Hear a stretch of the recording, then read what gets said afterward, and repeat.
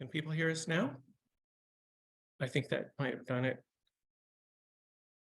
Yep. Excellent. Okay. Emergency technical disaster averted. So great. So welcome everybody to the January 18th, 2023 town board meeting. I start the meeting with pledge to the flag.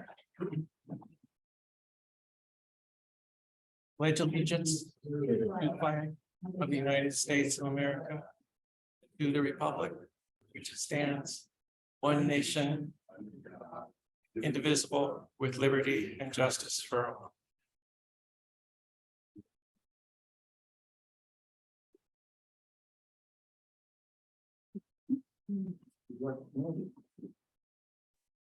Yeah. All right.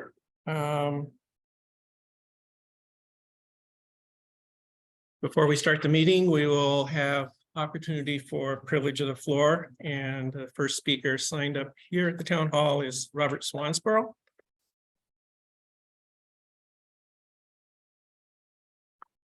Good evening. See that on the agenda is voting on new code enforcement law. I read it again. There's really been no changes to it.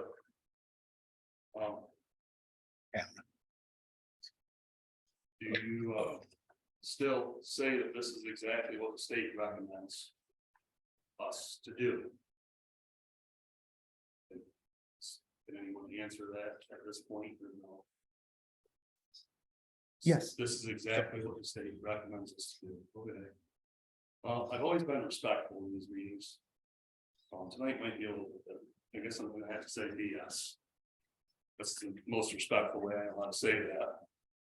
I've forwarded multiple things to a couple of board members. I have exactly what the state recommended in my hands. If anyone wants to read it before you vote on it. Because this is not what the state recommends.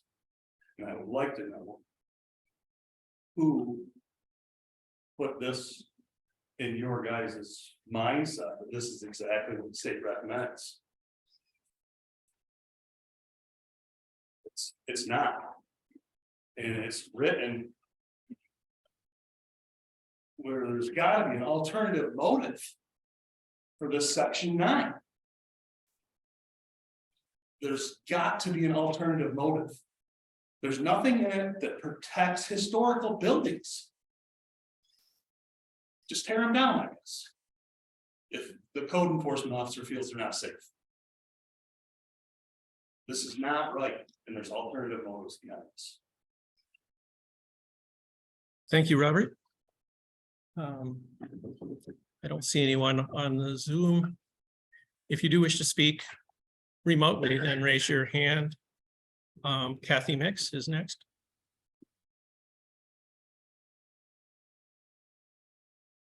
I'd like to thank everybody for letting me talk. I'm not going to go through what I discussed last month. I see the law hasn't changed much. I still have concerns with it. More so even now that a month has gone by and we've had a fire in the town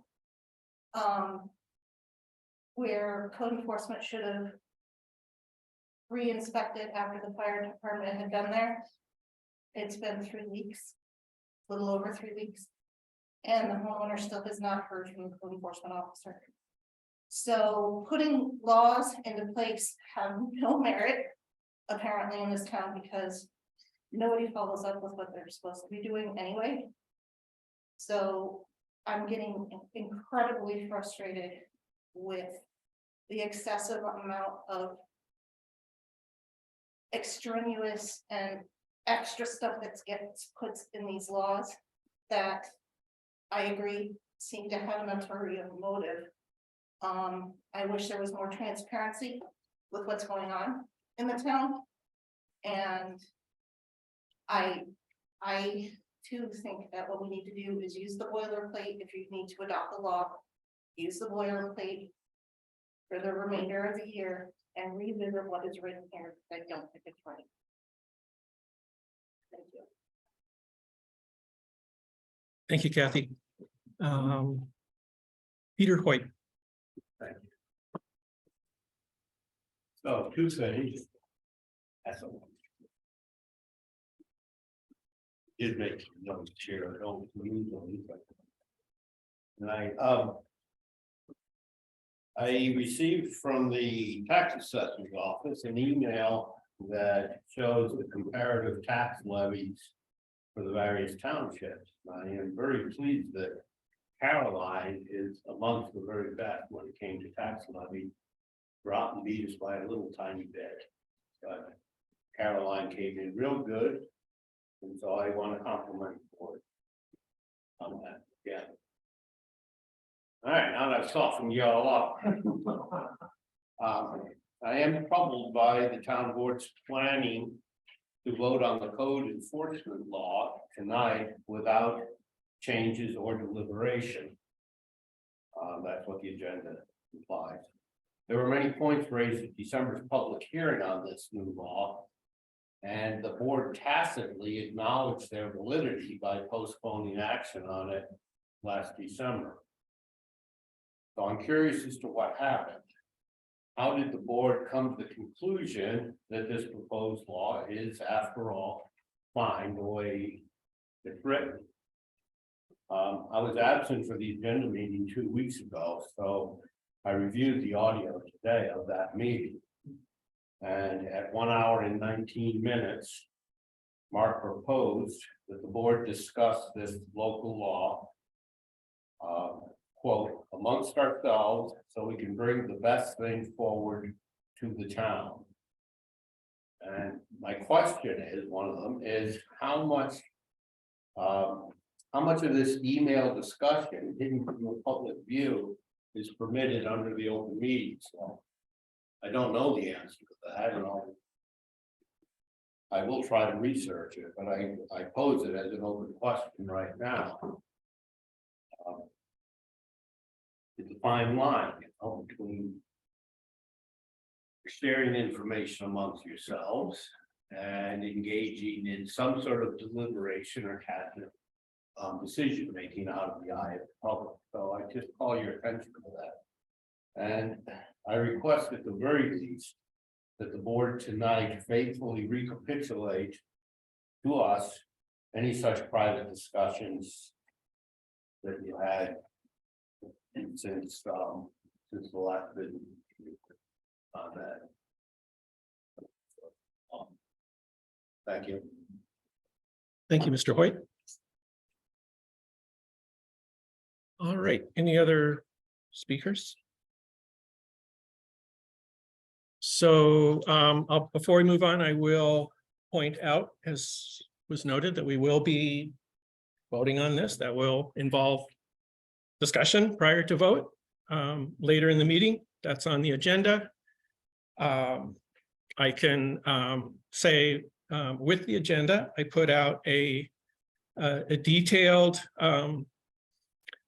comparison of a detailed outline, chapter by chapter, of the changes that were made and why they were made. That most of them were made with the model law, and that this law is comparable to our 2013 law. The section 9 for enforcement process for unsafe buildings. Remember, this is about the safety of our public, the safety of Caroline. So that requires a process that's either a separate local law or it's articulated in this draft local law. And our town attorney, who knows what he's doing, drafted that section for us in compliance with the recommendations of the state. So you can follow all that by going to the model law and looking at what we did, as well as the point outline that I provided. And then I finally want to address Mr. Hoyt's questioning of violation of open meetings law or whatever. The town board is absolutely responsible for deliberating.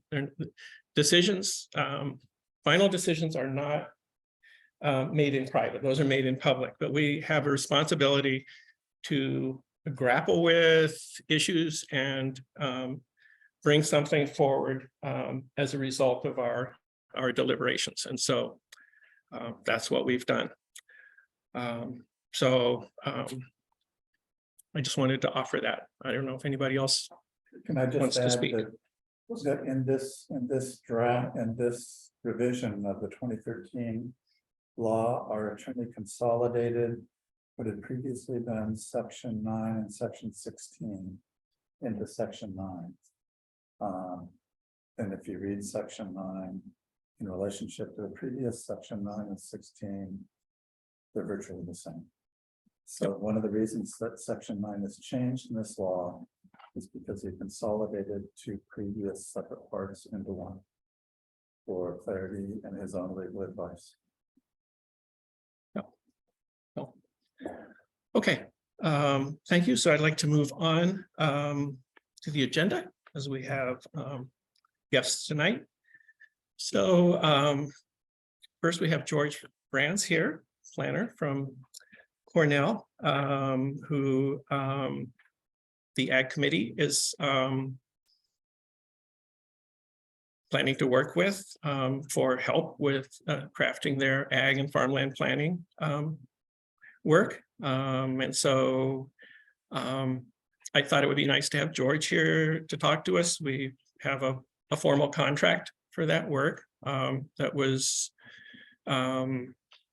put forward by George, and this was all part of the grant proposal that the Ag Committee submitted to the state last fall for the grant they received for this work. I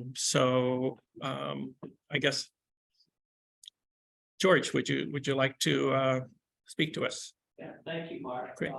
Yeah, just a brief introduction of myself. Yes, I'm in my third career. I'm now, actually, yes, I'm on the faculty Department of City, right, in regional planning at Cornell. But I'm here tonight simply as George Franz. Okay. Up until 2017 or so, I actually did have my own planning and design professional practice. Okay, and since 2000, after Caroline, the only town in Tompkins County I haven't worked in is Danby. So, and again, this is sort of been my bread and butter really for much of my career as a land use environmental planner. From Pennsylvania, from a farm family. The Doyles, it's now officially 9th generation. Although again, I grew up on a farm, but they decided, as the family line goes, that I really wasn't smart enough to be a farmer. And so they sent me to college.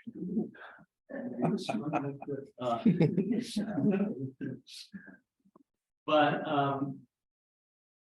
started my profession or my career actually in Lancaster County with the Agriculture and Farmland Protection Program there.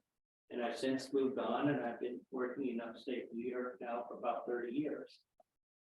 And really what I see myself doing is, as in the case of Caroline, in this case, gathering data. Okay, it's more an education than any sort of planning, but it's just gathering some basic data for the Agriculture and Farmland Protection. And then working with Monica on pulling the plan together for you guys for the next year. So I think you've seen my proposal, you've seen some of the stuff I've done. Happy to answer any questions. Anybody have? Great, thank you, George. Yeah. Open it up for any, Are we going to discuss the contract now or I that's think, later? I think, well, yeah, I mean, I would, now I would just ask George Okay. questions and we can discuss the contract later. That's what I was thinking, so. And so, How do we gather data? Is it kind of from state federal sites or is it, you know, we're gonna rent a van and drive around? Yes, driving around, absolutely. I do a lot of my work, I can do a lot of my work with satellite imagery. But very much a stickler for ground truthing. What I see in the satellite imagery, for one, but also soils.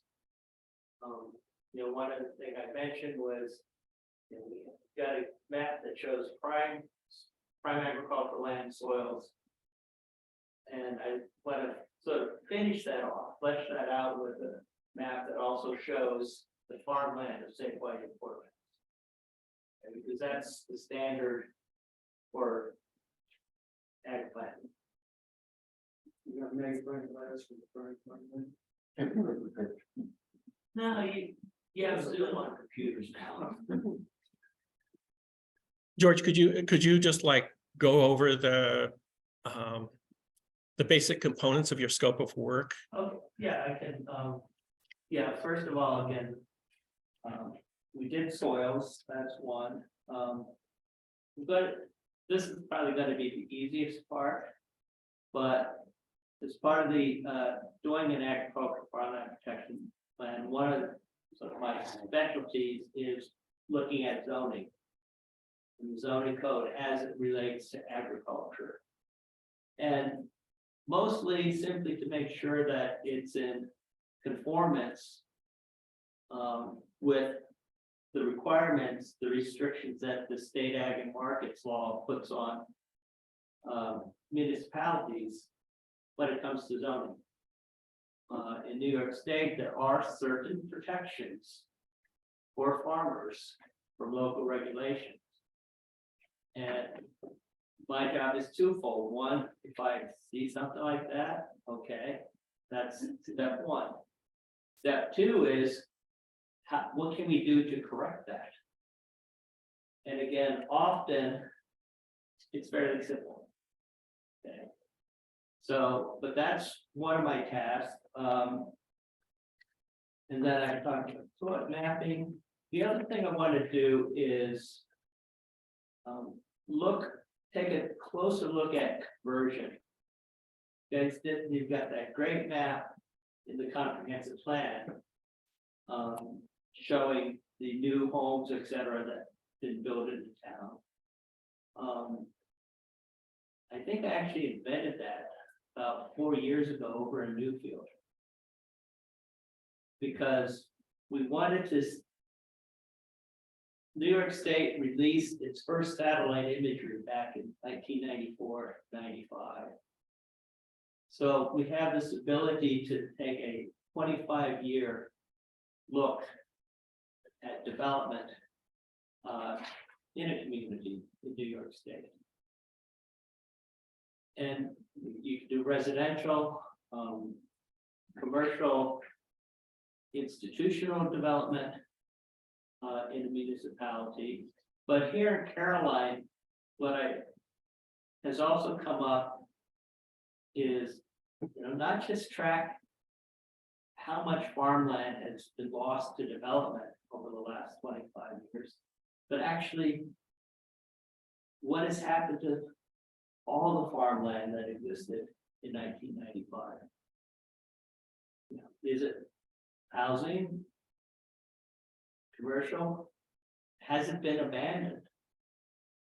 And again, with satellite interpretation, you can figure out what farmland has been abandoned, what farmland is merely fallow, and of course, what farmland is actively being farmed. And of course, where are all the new houses?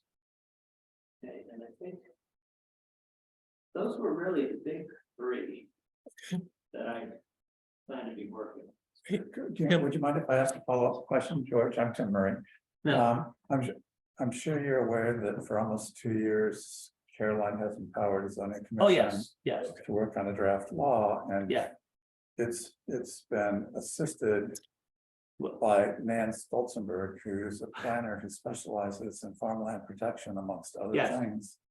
And has counseled the zoning commission step by step on agricultural balance. So I'm wondering what yours, so as not to duplicate the many Well- efforts that we put into this. I'm just wondering if you have an intention or a plan to consult and partner with Nan on this evaluation of the zoning code so that we don't duplicate all of the efforts that we've spent. actually, I only found out last week that Nan had been involved with the zoning code writing, and my response was, that's gonna make my life a lot easier. Okay, Nan and I go back, we've been doing parallel track with specializing in agriculture and rural communities and small towns. It's great. So, yeah, looking forwad. great. Yeah, you can understand why I'm asking, just. Yeah, no, again. I had no idea Nan was involved until last week. And I was quite happy to hear that. Okay, Yeah, I'll just make a Monica? comment too. This is, it's not like rewriting. But it's hard, it's a customary part of a farmland protection plan to include an evaluation of what the municipal laws are that are in place that may or may not have some implications for agriculture, but if they do, George is using the district law as the lens to look at the local laws and to see, are there any potential conflicts? It might be something that you don't even notice at this stage, but down the road, you never know what could creep up. So it's just a look and an analysis, Yep. and, it's not rewriting anything. So Yeah, that's- I don't consider it, Right.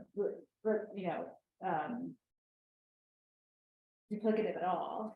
Well, no, my question was just.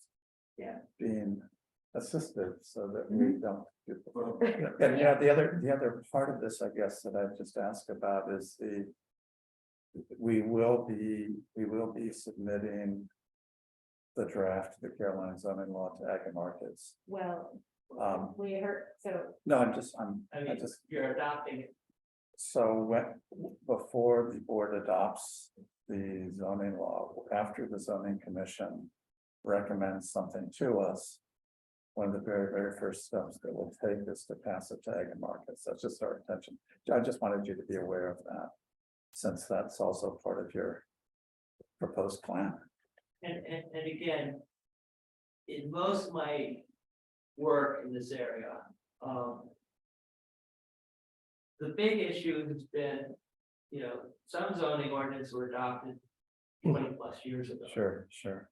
Okay, and particularly in a lot of small towns, rural communities, they don't have the resources to keep track and up to date. And often my job is to say, essentially, this is what you need to do to bring your zoning code up to date.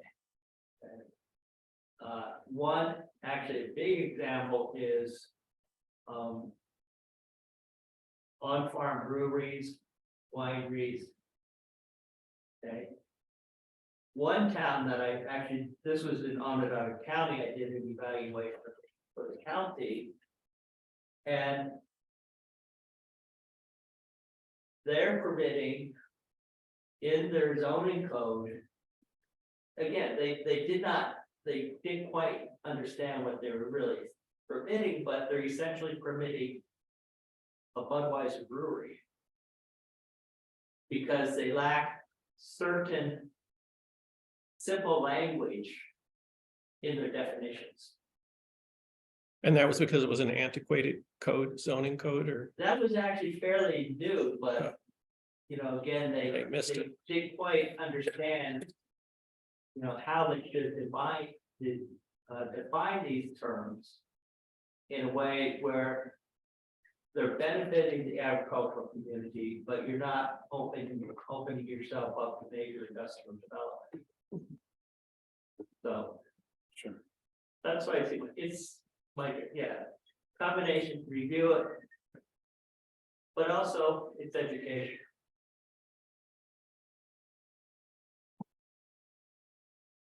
Welcome.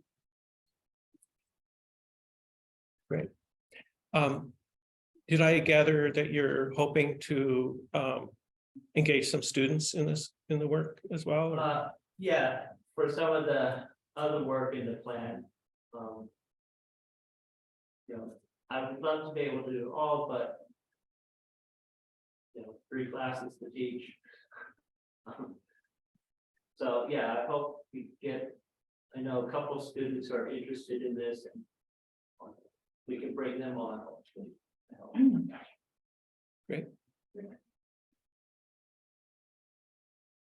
Other- The soil mapping? Hmm? The soil mapping you talked Yeah. about? Okay, I took the soil class, it was 1990, so I don't really mind it. So like.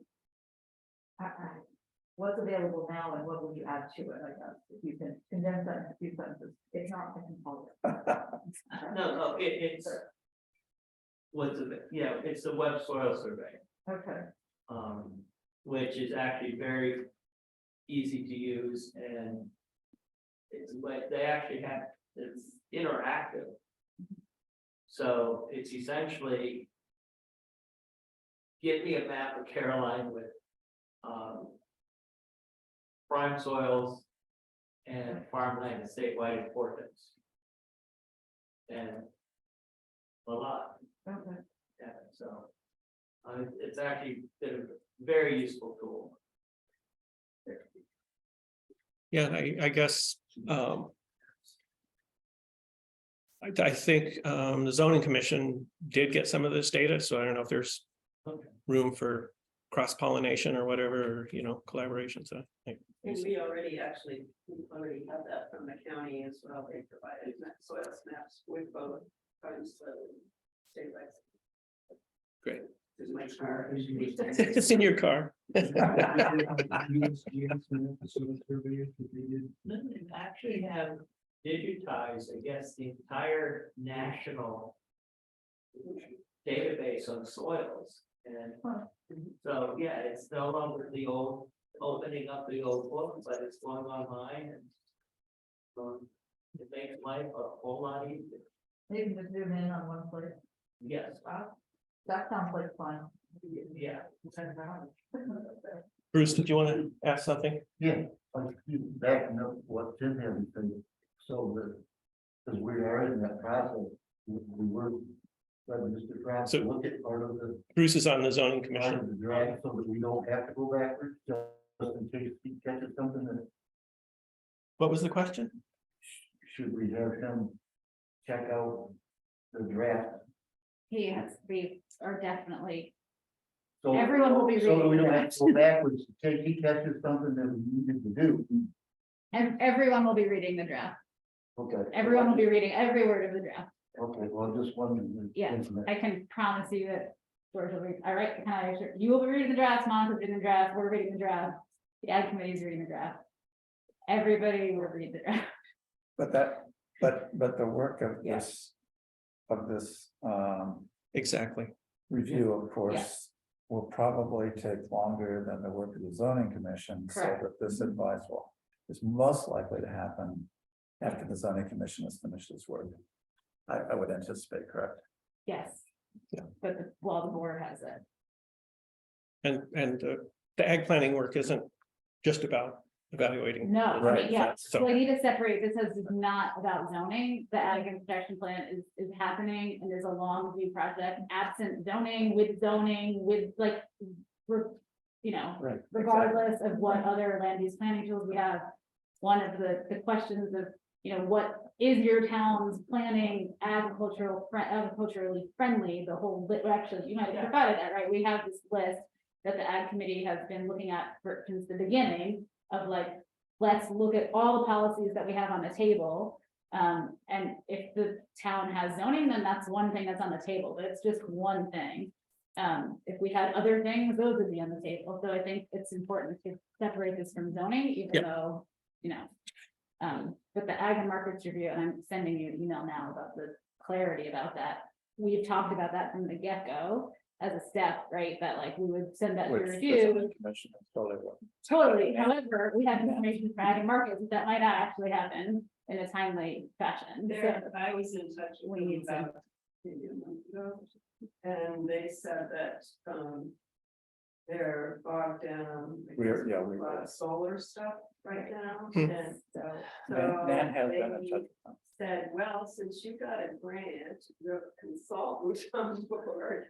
They're that, different. You know, they would be happy to. Well, you know, this serve is something their we would really needs. need to discuss because we have a professional planner who specializes in ag and I would not want to hold up the process indefinitely to have two different planners analyzing the draft. I can understand if we want this farmland protection plan to be superb.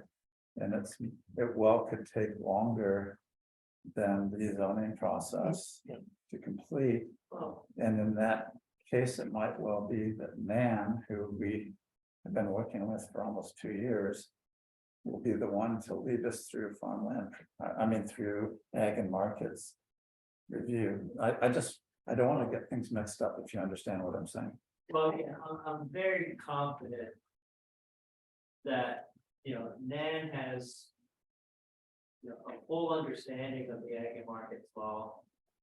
And so I'm very confident in saying that It's not gonna be. a I problem. might find It's not gonna- post, Right, or I might find, you know, Yeah. it's not- something that she missed, but And we just want to make sure that there's synergy here. Yeah, that's all. so. but as has been said, I think, so the Ag and Farmland Protection Plan is its own thing. And this is just one thing that it'll be doing. If zoning, And let's say is. provide adopted us tomorrow that and it's feedback. Table as a law, So, then yeah. put the farmland protection plan proceeds with this as an impact law. We're not gonna hold up any. That's just what we want to clarify. Yes, that, Yeah. yeah. Precisely. any other thoughts or questions for George or Monica? Since we're doing this, George, I just might mention that All right. since we're doing this now, I just Okay. might mention that in your proposal is to review the draft of the zoning law, the November 2022 draft of the zoning law. I want to make sure that you're aware that the zoning commission has been working hard in the past 2 months to Well, and I revise think, that draft, so you'll just want to change that in your. well, it'll be the latest draft. Whatever, Right. yeah, The I latest just draft, wanted yeah, to make sure you're, yeah, and I guess it's going to be released soon, or, it sounds probably, like it. Yeah, okay, Yeah. no, definitely the latest draft. right, yes. thanks. Okay. I assumed that, I just want to make sure. As you might notice, I'm the town board liaison to the zoning commission. Any other questions?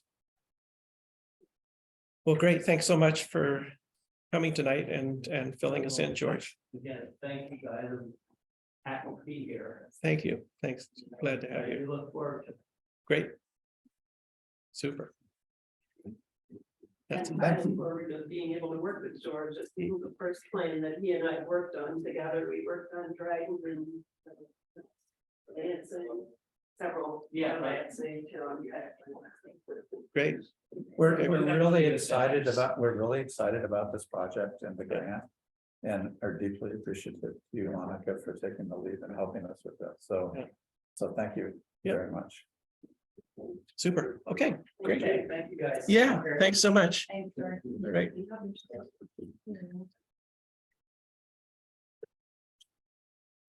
Monica's not gonna be here to correct me when I give the ag committee report, but we have Will and. I'm hoping you'll help me. Good night. Bye. So next we have Kristen Heichka, who's joining us tonight. She's our representative to the Water Resources Council, the County Water Resources Council. So I thought it'd be nice to have her here just to introduce herself and tell us a little bit about what's going on. So, welcome, Kristen. Thank you. Can you all hear me from here? Okay. I've met some of you over the years, so I'm Kristen Hitchka. I am a resident of Carolina about 7 years. And for that time, I've worked on the watershed committee throughout that time. I've also been on the Water Resources Council for the Tompkins County. Have had different seats. I can't recall actually. I'm trying to think what I was before, but I was municipal rep, sort of broad municipal rep for a while, and now I'm town of Caroline representative. Where Barry used to sit. I am not Barry, but I respect Barry. I bring a lot of my own experiences to the table. I'll explain that a little bit, but I'll fast forward a little to say that I'm also now, and partly what brought this to light is that I'm now sitting on as the Caroline representative on the drinking water source protection program plan for the city of Ithaca. Cool. And so I thought I'm representing Caroline. I haven't even met some of you all. So I thought I'd just come and introduce myself. So starting back with who I am. For what it's worth, my background, I've been working with wetlands and watershed issues for, I don't know, since the mid-90s, basically. And I've worked in a bunch of different settings across the country, a lot of different roles with wetlands and streams and watershed groups and municipal organizations. And so I've got a PhD in geography, which, I have some skills that might be useful to you all. I've worked as a wetlands professional doing delineation a long time ago in Massachusetts, so I can't do it here, but anyway, I bring some wetlands expertise to the table. And I now work at the New York State Water Resources Institute at Cornell. My day-to-day job is as a research and outreach specialist there. I run the flood resilience and the riparian programs for our statewide efforts. For the whole state? So that, yeah, New York State Water, it's kind of an odd. Can you look at our zoning draft too? No. And I continue to, yeah, I will again, and I've been coming to the meetings at least some. Yeah, which is appreciated. Yeah, so let's see, yeah, so just quickly, New York State Water Resources Institute, so we serve New York State. We're funded a lot of different ways, primarily we're mandated through federal regulation, we get some funding from USGS to serve water resources issues in the state broadly through research and outreach and training. And we have, I don't know, now we've grown quite a bit recently, I think we have maybe 30 people scattered around the state. And maybe 9 of us are here in Ithaca. Wow. Yeah, I'm happy to Portion. talk about Yeah. that sometime too, but Very watery here. yeah. So okay, so back when I'm here, I'll also just say, I know I talked about my credentials. I hope it's just perfectly clear. I have deep respect for the expertise that everybody brings to the table. So I hope I never want to be the person that walks in the room as the pretending to be the expert. I'm an expert, as I think we all are. So take that for what it's worth. So WRC Water Resources Council. We meet monthly. I'm sure Barry has kept you all informed of what we do to some degree. Some things that are sort of maybe interesting to you right now. I'm on the municipal training committee. So we do once a year, we try to provide some training relevant to the municipalities. We just did one for highway folks in the fall, and it was about watershed processes and how that might influence their work. In Caroline, you did this? We did it in, we were down at the soil and water office, and then we went out to Newfield. We took people to some sites on Newfield. But we have done a training in Caroline. We did the Banks Road. We had a bunch of people come out and walk the Banks Road flood mitigation project, which was fascinating. There's lots of projects in Caroline that people could come out and they'd love to come back and look at. So right now, we're in the process of, figuring out what we're gonna do this year, but I'd say at any point, if there's a municipal need that you know of or think of, you know, if there's a training that you'd like to see, you know, put a bug in my ear and we'll see what we can come up with. If there's already a resource, maybe we can point it your way. If we're gonna put it together, we can put it together. So we've got something out to the highway departments in the county to see what they need. That's great. That was my question. Yeah, that's great. That's, so, yeah, we try to work with like the Stormwater Coalition, the highway, folks and the TCOG, the, Council of Governments. So anyway, we're just soliciting that right now. It's looking like people are interested in things like, how to, you know, you can just record keeping basically. How do you? I saw that, yeah. Yeah, and digital tools basically for stormwater management, so. We'll see if that, what happens there. Well, maybe I'll just stop there. I won't go on too much longer, I'll pause there. I'll just bear with that. You can start again at any time. Okay. Water, source protection stuff. Okay, so I don't have a ton to say on that. I just got involved, so I think probably all have heard, or maybe it's come up in these meetings already. I think it all started in 2021. They started developing this plan with a team of stakeholders from the watershed, and then some consultants. And so now they came up with the draft, and this fall they started this management. I think they call us the management team, so it's more like implementation. And so that's what I'm sitting on. And we've met a few times so far since the fall. We met once in the fall, I think on the 3rd of January. And yeah, they're trying to figure out, so they did an inventory of the watershed in terms of drinking water. What were some of the threats to the drinking water? You know, what are some of the issues in the watershed around drinking water? And how might this be addressed?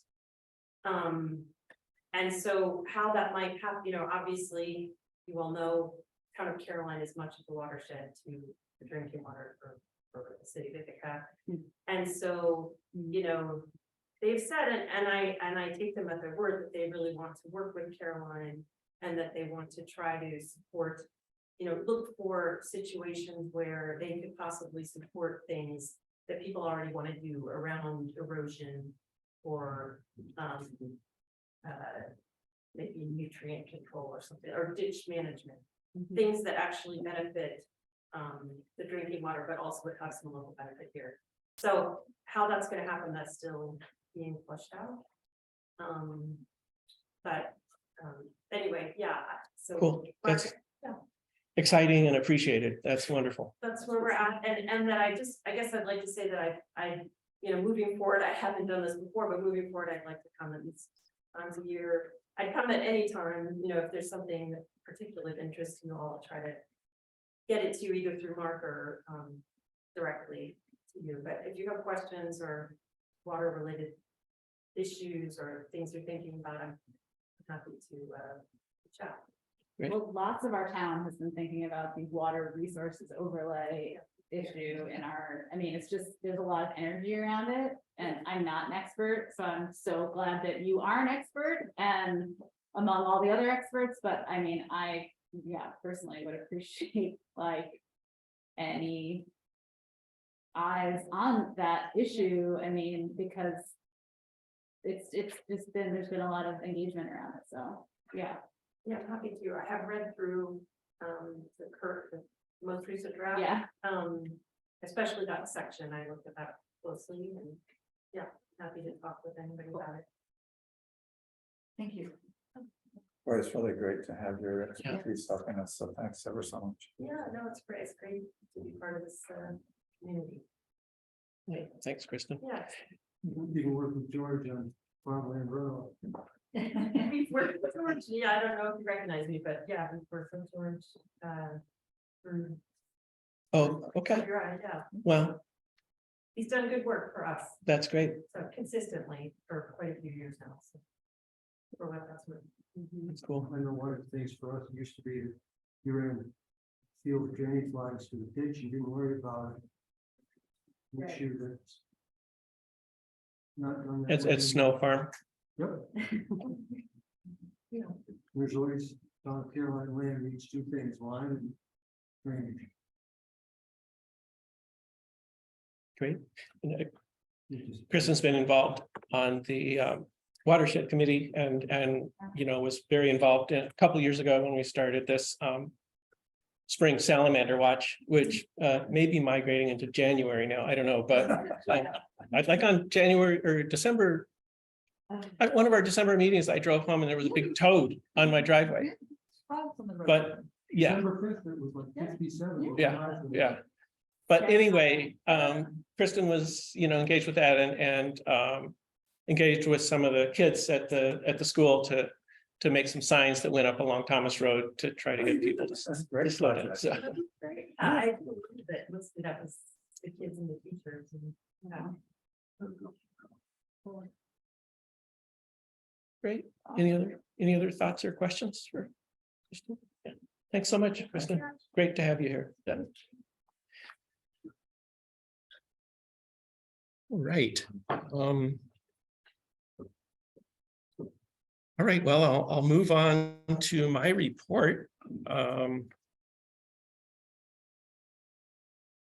sent out earlier today, so the highway facilities project is the RFP is out. And we didn't receive any further questions, so there will be no second addendum. The proposals are due the 25th, and then we'll work from there to schedule interviews. TCOG Emergency Services Planning, we are interviewing applicants for the Tompkins County Emergency Medical Services Program Manager position.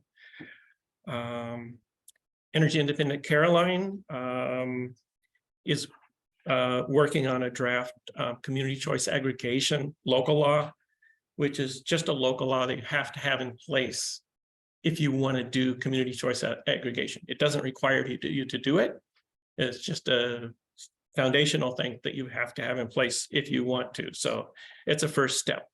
And just to reiterate, community choice aggregation is a program of bulk energy purchasing where the town as the sort of administrative agency, even though we probably wouldn't be the administrator, but they can set the criteria for the energy that they procure. So we can compete for economical energy, renewable energy, and so on. And so that's the idea. And it doesn't require residents to participate. They can opt out at any time. As you know, I've been working on the Speesville Community Geothermal Feasibility Project, and I submitted the application to NYSERDA for a feasibility study by Egg Geothermal. So that's exciting. Watershed Committee, we met earlier this month, and we are planning for spring amphibian salamander awareness and spring cleanup. So that's the spring is a big time for the Watershed Committee. The Cayuga Lake Watershed Intermunicipal Organization, and Jackie Casaniti is our representative to that organization. So that group has been headed by Liz Thomas, a former supervisor of Ulysses, and doing great things. So they've hired a watershed manager, and so they're looking for ways to, similar to what Kristen was saying, looking for ways to identify watershed-wide problems and how to address them, how to mobilize funding to support these projects. So that's exciting. Water doesn't know municipal boundaries, so it's a great thing. So, and then in our little conversation during the meeting, we became intrigued by the issue of salt incursion from its use on roadways into the environment. So we're going to read some documents and have a discussion about that at our February meeting. If anybody wants to join us, so we're meeting actually, we meet mostly hybrid, so it is a hybrid. It's actually, we meet by Zoom, so Where are the documents? what's that? Where are the documents you're reading? Well, let's see, I would have to look them up, but I can share them. But yeah, Kristen, do you know what they are off the top of your head? The main one we were looking at is I bet if you Googled the Carey Institute. Yeah. Study, they put together a real digestible, I think it's only 7 or 8 pages. Where they kind of synthesized literature, talked about best management practices, like alternative practices, pros and cons, that kind of stuff. So that was the main thing we were kind of talking about. Great. Cool. So, yeah. So that'll be fun. Next item is we have scheduled the annual audit of my office, the clerk's office, and the court offices for next Tuesday, the 24th. And I've also scheduled for the lock work that's needed in this building, so that good night. Yeah, Thank you. yeah, thanks. So the lock work that's the lock work that's required, I've scheduled that work for February 6th, and I've let the court know, and so that's happening. This little one sentence thing is very exciting to me. So I met with Susan Holland, Executive Director of Historic Ithaca, about this building. And this is in the wake of the work that Steve Gibeon did, and Cal was engaged with that to just kind of look at the structure of the building. And he gave us a laundry list of things that we could consider doing as improvements to this building. So Susan feels like this building is ideally situated for a historic preservation grant.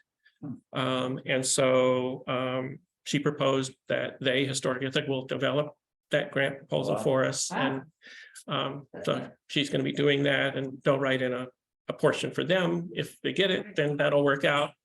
And I think what had occurred to me is this is a great opportunity to engage with folks. And I'm thinking of the Caroline History Association to get their feedback on, what they think would be a cool outcome for improvements to this building. So I think this is just absolutely delightful. It is. Well, it might inspire other people in town with their historic homes to, I don't know, Maybe. could there be some other community event Spillover. around it, or open house or something about that? Yeah. Great, so to be continued, and that grant deadline is sometime in the early summer or late spring, so we have time to get input from the community, and we should also roll our sleeves up and look at what Steve gave us and think about what we want to do to this building, so and share that with the community. So all right, and very exciting, Pleasant Valley conducted the alarm test today. And then the final item was we did do the maintenance program training for the LED streetlights. So that's done. And so I will be lining up a proposal for maintenance to provide baffling on several lights that are problematical for residents. So that it seems to be working well.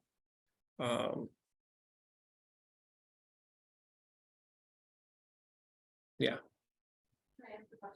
How many lights do you have? How many lights do we have? 79. That Oh. are problematic? How many lights do we have that are what? Problematic. How many street lights do we have? No, Oh, how many- three. Three that I know of, yeah. And does that include, Mark, the lights that we knew about whose Yes. density had already been adjusted, or are these just 3 lights that need baffles? Well, these are just 3 lights that need baffles, so. I did discover another very strange problem. that 2 lights on utility poles were changed out by NIPA. They're flood style. But they're not town lights, but they're on the NYSEG register that they gave us. So this is going to involve some paperwork and probably some reimbursement, and it's just fine. So anyway, NYSEG has been notified, and it's gonna be a headache. Drama A headache. streetlights continue. I couldn't, And an hour. I couldn't believe it. So anyway, Oh, yeah. so any other questions? That's my report. A lot of stuff, Mark. Well, that's because I put the alarm tests on. What's the lot work gonna entail? Pardon me? What's the lot work gonna do? It's gonna entail changing out the locks in the small conference room and the court offices. Keying each and providing a master for those.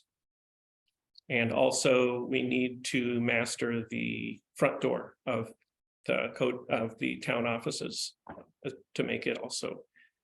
It's gonna, we need a master for that one that matches the master for that building, so. It's a code thing, though, What's that? to get in that building, it's a code. Right, but there's a, it's also keyed Oh, okay, for, those are battery operated digital locks. oh, I see, And so so you need a key too. we need a fail safe.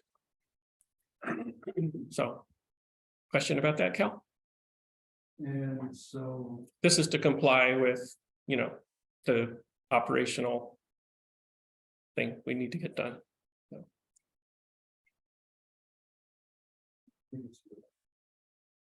What did you say? don't think it's a good idea. To have access to our building? You do. We do not. We do have not. adequate access to the buildings at this moment. I was not able to provide access today for alarm testing. Yeah, I mean, what was left out of the report, to try to be diplomatic, but now I feel like we need to talk about it, is that we couldn't actually complete part of the inspection because we didn't have access to the room. So- The alarm testing today. Correct. Yeah. So just point of order, we can argue about how we all individually feel about this, but this was a board decision from over a year ago. It's very clear. And, you know, nobody is trying to, you know, run roughshod over the lives of anyone else. This is purely operational process for the town. And it's expected. When I talked to the locksmith, he said, surely you have masters for both buildings. So he was in disbelief. So No, I guess I'm just expressing my opinion, I still. Okay. but You know, yeah, it's been. we're past that point. It's been a board decision, but that's still. Mark, I'm sorry. So, in our communications with the court, we offered to provide extra security cabinets or whatever they might need. If they felt that was necessary, Right. did they respond to that request? No, they're, yeah. But that's still on the table, I understand. of course. It's always on the table, so if they feel that they have extra security needs because of this master, we will provide them with whatever they need to further secure their materials. Right. Okay. Right, let's move on from my report. Town clerk's report.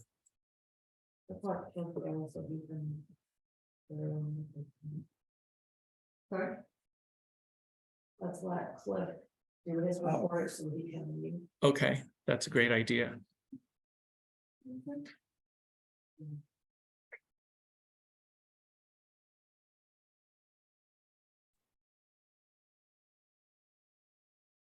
Oops.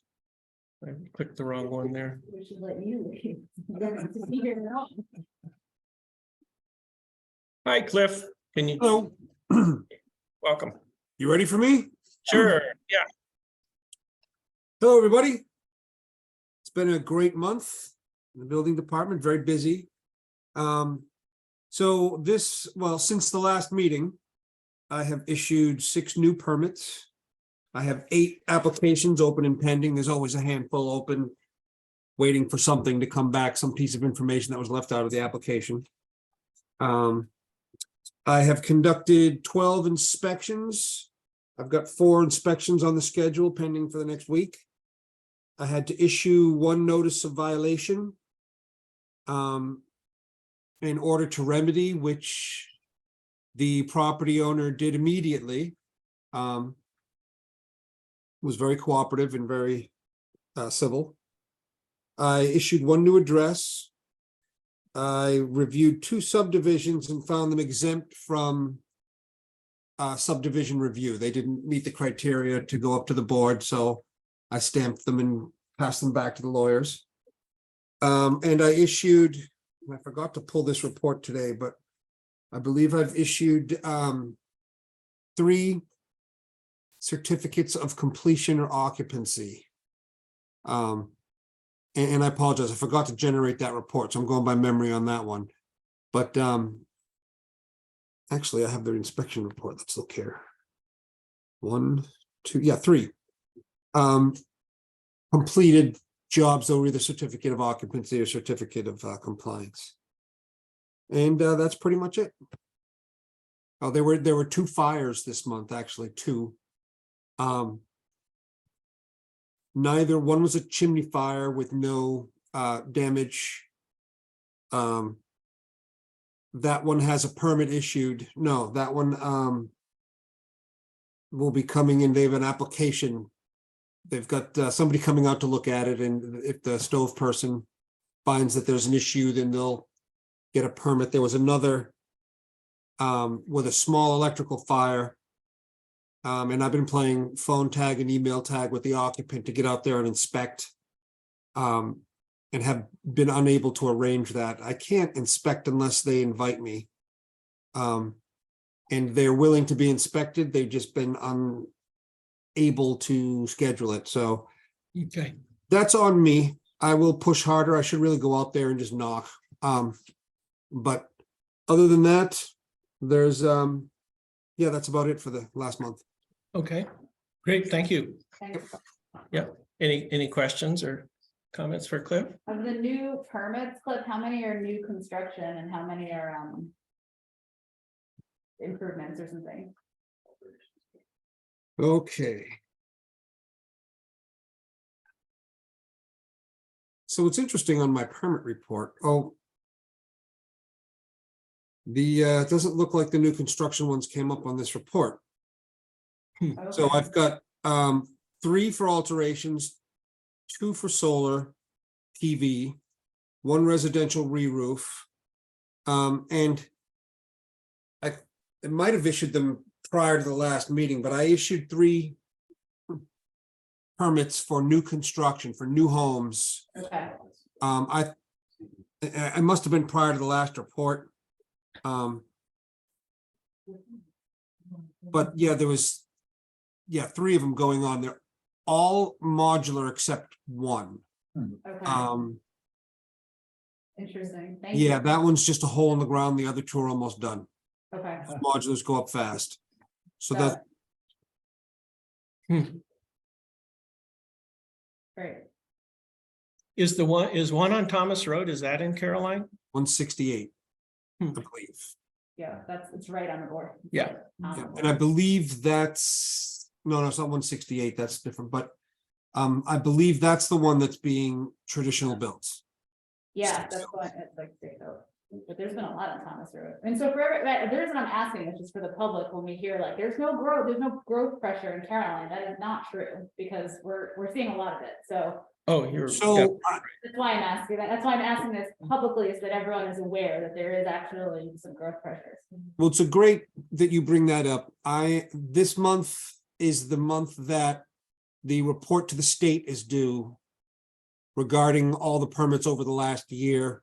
Oh, And so I'll have some better numbers because I have to look back a full year. Hmm. But I'm just ballparking here that there's easily 20 houses that got built last year. Somewhere between 10 and 20, but more likely closer to 20. Yeah. And again, it's hard for me to do that because a lot of those paper generated permits haven't been put into the system yet, so I'm counting paper files and digging through boxes of files, but you know, I did a bunch of final inspections on those that had started previously and got a good idea from Steve Courtwright, who was the temporary of, you know, which ones are being, so there's a good solid amount of growth. The builders are, and a lot of people subdividing their land and selling it to builders, or people, you know, splitting off a chunk to a family member or just somebody they're selling it to. And a lot of it, you know, I get a lot of phone calls prior to the permitting process where people are asking, how do I site my house? What do I have to do?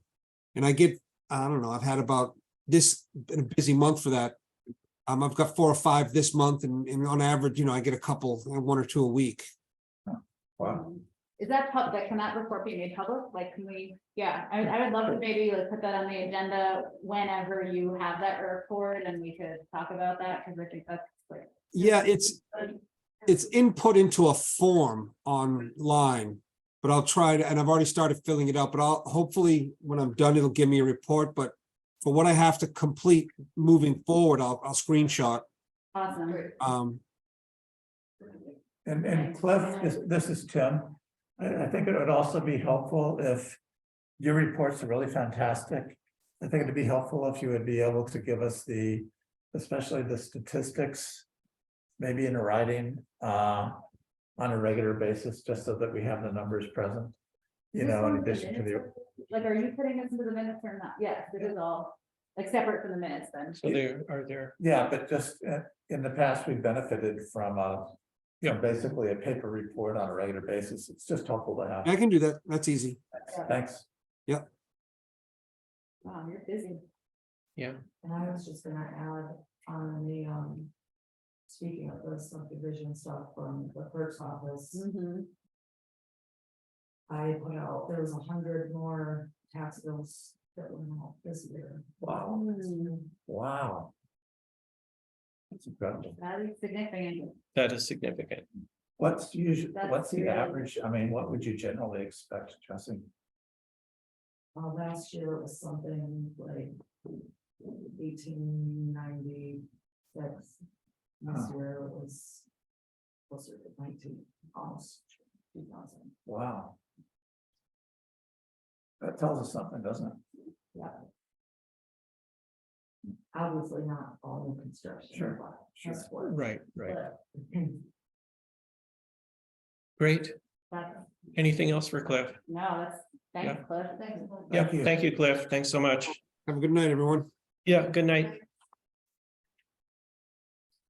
All right, so Jesse, did you want to report anything else or? I'll just add that. I collected right around $700,000 since. It's under your seat cushion? Yeah, yeah. I'll get it, yeah. Tomorrow. Great, okay, thank you. That's great. So yeah, the clerk's office has been busy. Chris has been in and yeah. Great. All right, any committee updates? I'll give a zoning commission update. The zoning commission met last night and it is assiduously reviewing its draft of the zoning law, but not just the zoning law itself. What the zoning commission is required to do is provide the town board with a report of its activities, which then also will include a law that proposes a law. So it's working on those documents together. It's going to then have a meeting in 2 weeks, Tuesday. I can look up the date, but it's. I think it's the 31st. Is that 31st, yeah, 31st. It's looking like they're likely to finish that procedure. Then a lot of this work is typos and style and that kind of thing. If they do so at that time, then they will then they will, I believe, schedule a public hearing and announce a public hearing. Which will happen at least 10 days after they do so. So that'll all be widely announced. And then the public hearing is a regular public hearing. I believe that what they're going to do is try to have two. One virtual one and the other one hybrid. I believe the other one will be hybrid. Is that right, Mark? Is that what you're understanding? I don't know if I they, think it depends on their. I don't think they've worked out quite how they're They gonna do. haven't quite worked out. One could end up being physical and one could end up being virtual. It just depends on tech, basically. But they want to, make it available to as many people as possible. That'll be a traditional public hearing where the public will be able to come in and have a certain amount of minutes to present their point of view over this. In addition to that, they'll also be soliciting comments from folks who can't come to the meeting, as well as longer comments if citizens have comments that are going to last longer than whatever allotment for minutes they're asking for people to have. So that's pretty much where things are right now. Yep. Great, thank you. Any other questions or feedback for Tim to the zoning commission? Great, thank you. Any other committee updates? Kate? So the broadband, committee, which I'm the only person on. So I was, got in touch with the Appalachia Region Council, and they have some money coming in. It's just, she said it's only $500,000 possible. So, but I'm okay with $500,000 possible. So, they're gonna 500, yeah. So we're part of Appalachia, and everybody doesn't realize that, but we're part of the Appalachian region. And there is money to get Appalachia rural areas broadband. So, Wow. one of the things they have right now is to try to get a plan written. And we already have that in motion, so we don't have to apply for that money. They're really pushing, the website, is to get local broadband providers, just like what Dryden is doing. In fact, they met with Dryden and, Dryden also met with, Senator Schumer's office, so it's a little, gathering they had there, about 10 days ago. So they're gonna have a workshop in March, so I'm gonna be looking into that. Okay, And so, and hopefully Huntsville interesting. started getting the ball rolling. Hunts Engineering, that works with Dryden, and we're trying to piggyback. Maybe piggyback's not very, graft on to their, Butt off. Yeah. their, butt off, graft on. Anyway, their, utilities that they're making. And it's going in. I was on the trail twice in the past 2 weeks. Oh, And I good. saw it, yeah. Yeah, because they're using that as the backbone, for the optic fiber is along the trail. So, yeah. I know because my horse spooked at it. And I Oh, was really? like, "Oh, that's the fiber cable." Yeah. Yeah, I didn't know that. Yeah. Oh, yeah. Yeah. yeah. Really? So cool. So, I didn't realize that. Yeah.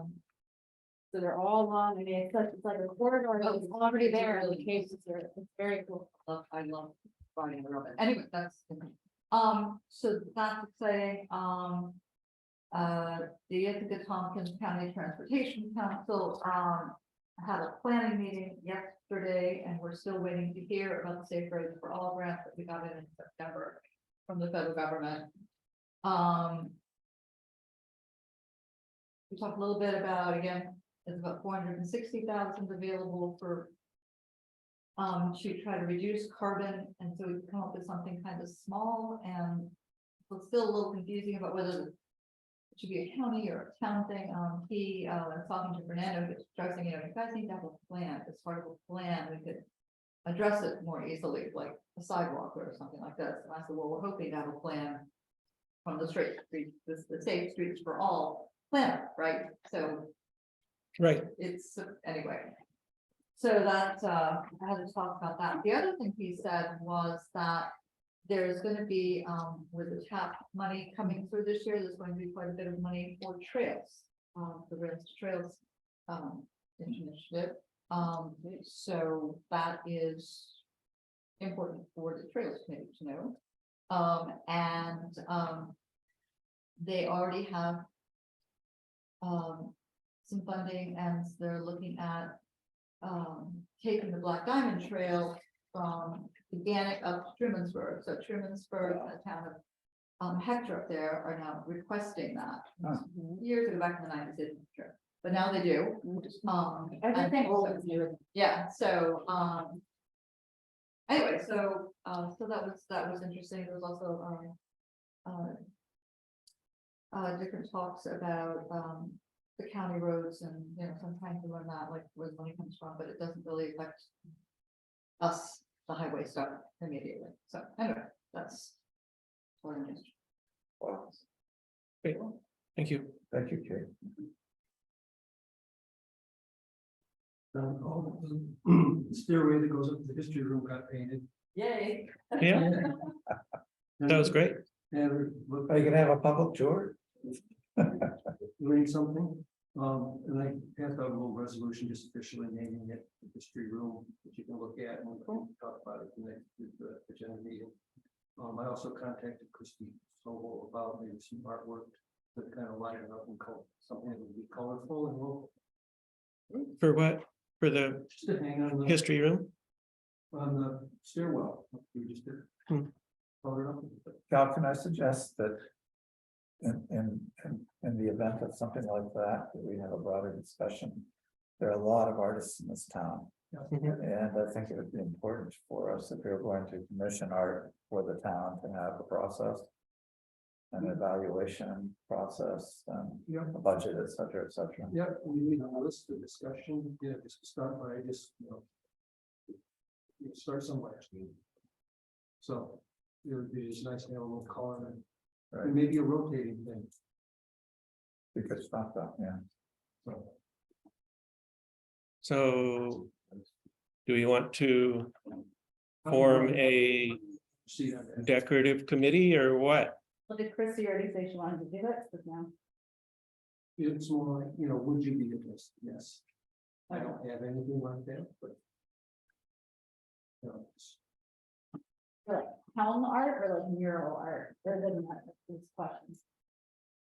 Just be nice to have some color and support your local artists. Totally, yeah, yeah. We're interested. So, however, we just.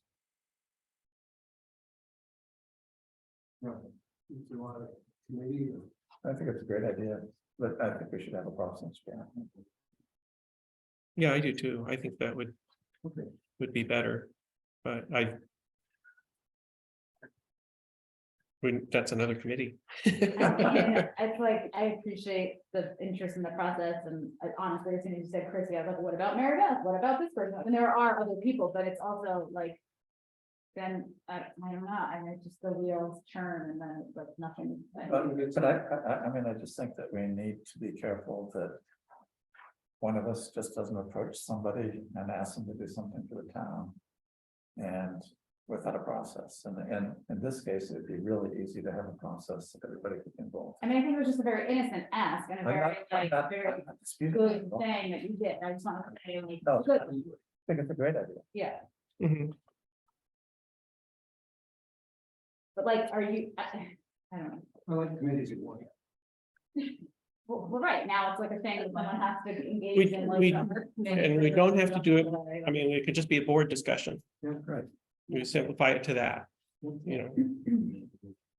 then a board process. So that'd be maybe simpler. Yeah, no, yeah, maybe pinpoint the right issue, markings and the photographs. There's lots of. Well, we could easily, if we wanted to do this, announce our intention to beautify the town hall with fine art and solicit suggestions from the community, or solicit applications even, and choose something. So the historic renovations that would be done already on the inside or the outside? Could be both. Okay, so if something's painted on the wall, that might be Yeah, taken out that year. I didn't know that was what was being proposed. Okay, I'm just thinking. Right. So we need to think about that. Yes. Okay, I think that's a real consideration to be aware of. Yeah. good question.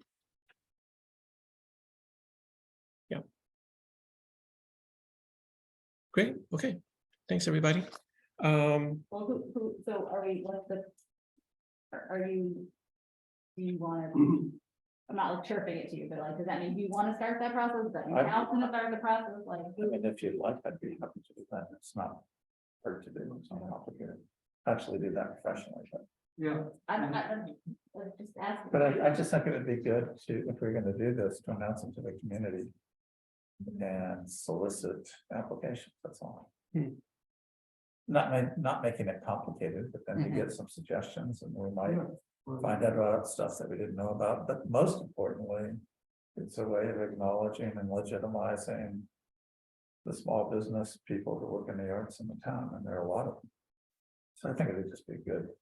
You know, I'm not arguing with the Yeah, idea, yeah. I'm just saying like, then how do we make this happen? So that this Yeah. is not like, you know, we're here 8 months from now and like, we still don't have anything in the hallway, like, that's, I'm just being practical about it. Make it more. Let's be mindful to share what that's in the hallway. Yeah, Yeah, it is. It's a narrow hallway, so. And it's. You know. It's great that it got painted because now it's much brighter. Good. It's not the brightest, so. Well, I don't tell that's just you, proposing it might not be the hallway for so. Cal, you'd also been talking fairly recently about the possibility of. Artworks or photographs for this room as well. Maybe it would be time for us to solicit ideas about. The incorporation of, let's call it artwork on town spaces, Mhm. and find out what the public might recommend. That would be awesome. I think that'd be good. I mean, I'd be willing to take that on. That would be so cool. I mean, this space that everyone's in all the time, definitely seems like a priority above.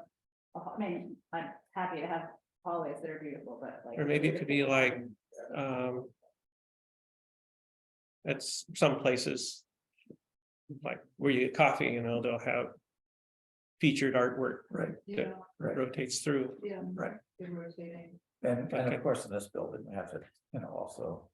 Involve the court in that as well. Right. So, yeah. But I'd be happy just to draw something up and we can circulate it and just see if something. What happens, Carolina Community Art.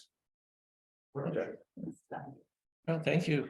I guess Maybe we'll have. I guess you a don't. New highway barn. That would be cool. Okay, super. That's great. I guess you'll do that in your spare time. Yeah, exactly. Especially Careful this what week, you wish for. especially this week. So before we move on, Send myself a right now, so I don't I forget. I do have a couple items that I want to add to the agenda. I want to discuss our COVID policy briefly.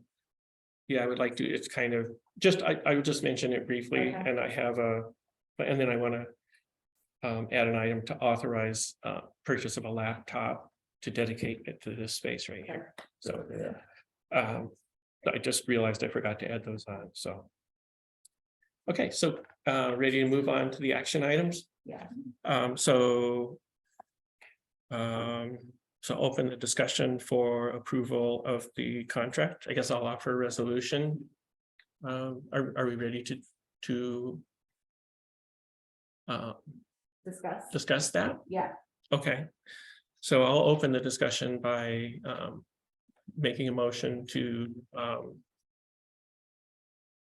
sign the contract with George France for the consultation services for the Ag and Farmland Protection Planning for the Caroline Ag Committee. I'll second. Great, and so discussion is open now, so. Do you have something? so I was actually thinking of the other laws, but yes, this to me is. fairly simple. I mean, George Yep. is experienced, his credentials kind of speak for themselves. I appreciate the concerns about, like effort and man and all the things, but he has a relationship with man already, which I think is an asset.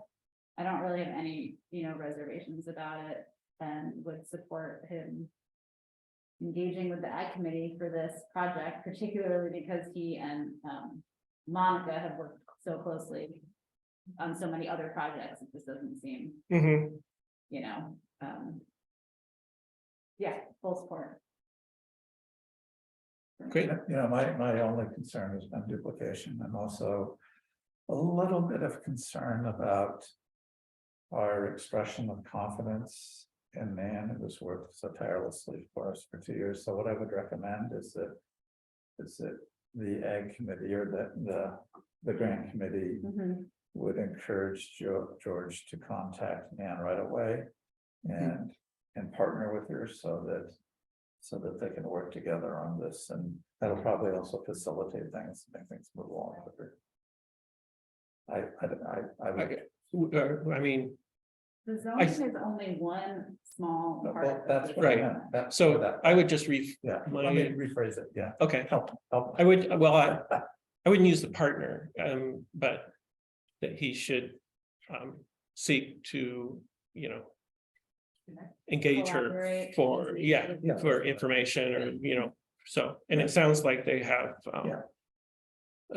they know each other well, so if professional circles, so that's great. No, and the only reason that I brought that up is because, as you mentioned, he wasn't aware that Mhm. Dan was engaged in the project until very, very recently, so. I would imagine he'll do that anyway, but I'd just like to encourage him to do that. No, I agree. It was odd. He did not know that until last week. I mean. Yeah. But I don't. Great. Other thoughts or questions or concerns or? No, I George doesn't remember me, but he and I worked together back in the 90s, on the trail initiative. He gave me, advice. Well, he worked on the, Southfield Recreation Way. Oh, on Oh, the, yeah.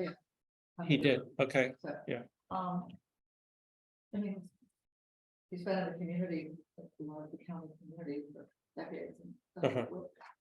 it was quite good. He's clearly the perfect person for this, for our local needs. So, yeah. Cal, did you want to say something?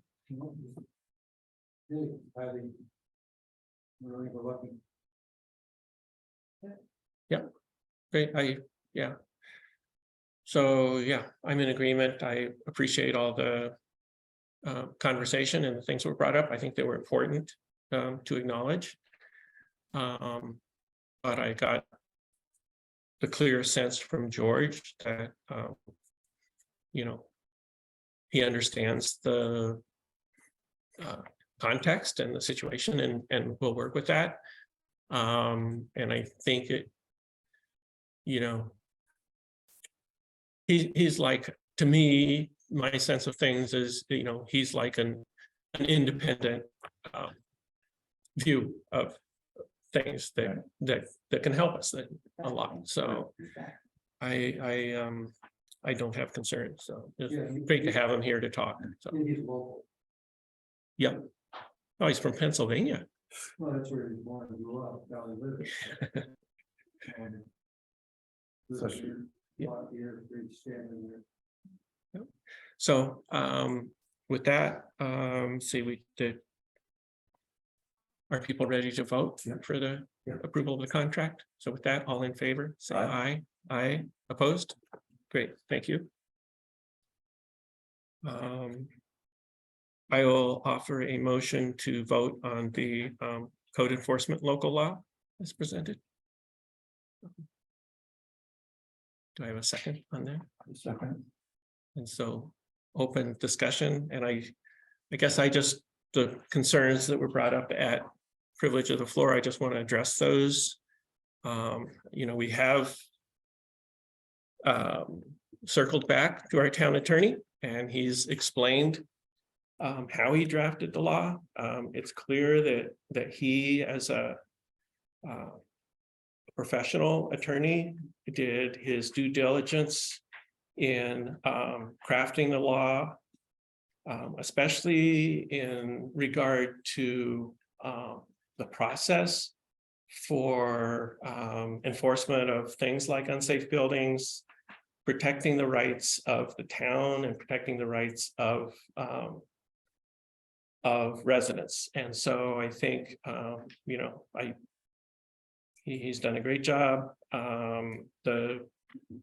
The text for what he added is not in the model text. It's something that has to be added by the professional, either as a separate local law or as additional language. And when I went back and compared that to the language in the 2013 Town of Caroline Code Enforcement Local Law, it was very comparable. I felt very reassured that it's comparable. And so again, as I said at the start of this, you know, this is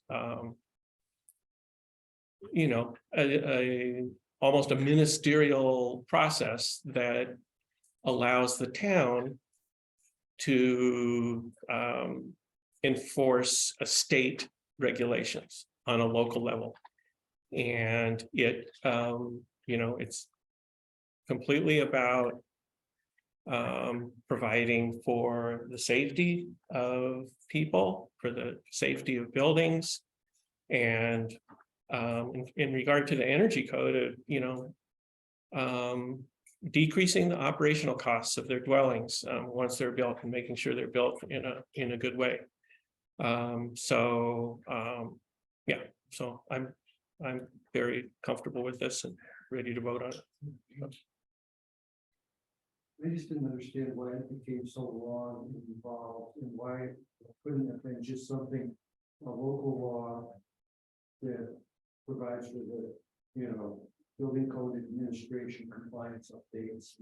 You know, 47 pages of guys stuff and things about, I don't know, I mean, yes, it's just ministerial, but I just, you know, it's a year after it's supposed to have been taken care of, and I just feel. Don't blame me.